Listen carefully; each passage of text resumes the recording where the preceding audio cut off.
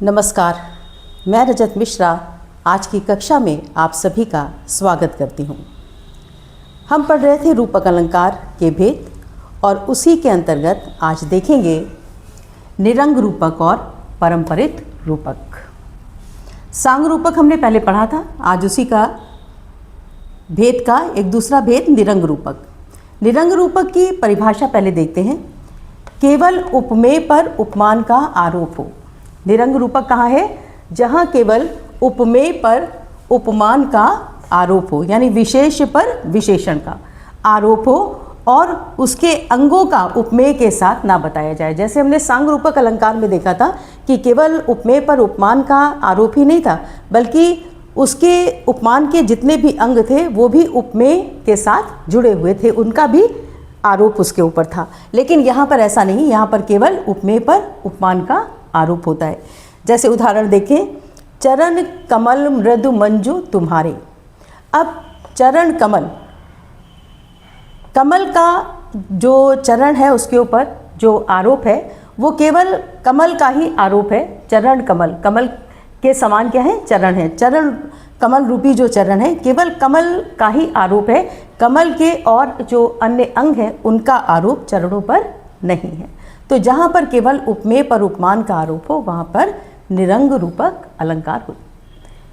इसी का दूसरा भेद है परंपरित रूपक। यहाँ पर क्या है?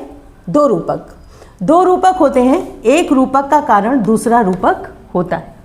जैसे आशा मेरे हृदय मरु की मंजू मंदाकिनी है। अब यहाँ पर सबसे पहले एक रूपक हम यहाँ देखते हैं हृदय मरु में और एक देखते हैं आशा और मंदाकिनी में। तो हृदय मरु, हृदय रूपी जो मरुथल है उसकी आशा क्या है? मंदाकिनी है।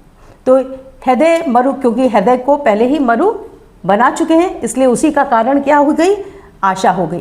आशा रूपी जो मंदाकिनी हो गई वो उसी का कारण हो गई। तो एक रूपक का कारण दूसरा रूपक या एक रूपक का आधार दूसरा रूपक जहाँ होता है वहाँ पर क्या है? परंपरित रूपक है। आशा मेरे हृदय मरु की मंजू मंदाकिनी है। हृदय को मरु बनाया था इसीलिए आशा क्या है? मंदाकिनी, उसका कारण हो गई। तो जहाँ पर दो रूपक हो और एक रूपक का कारण या आधार दूसरा रूपक हो वहाँ पर क्या है?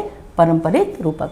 तो ये थे रूपक अलंकार के भेद, जिसमें हमने सबसे पहले पढ़ा था सांग रूपक, उसके बाद निरंग रूपक जिसमें कि हमने बताया कि केवल उपमेय पर उपमान का आरोप हो, उसके उपमान के अंगों का सारे अंगों का उपमेय पर ये आरोप ना हो।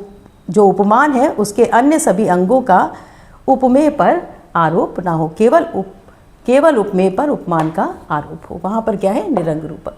तो निरंग रूपक और परंपरित रूपक, ये रूपक अलंकार के ये भेद आज हम लोगों ने देखे। ऐसे ही और वीडियोस देखने के लिए आप चैनल को सब्सक्राइब करिए। Thank you.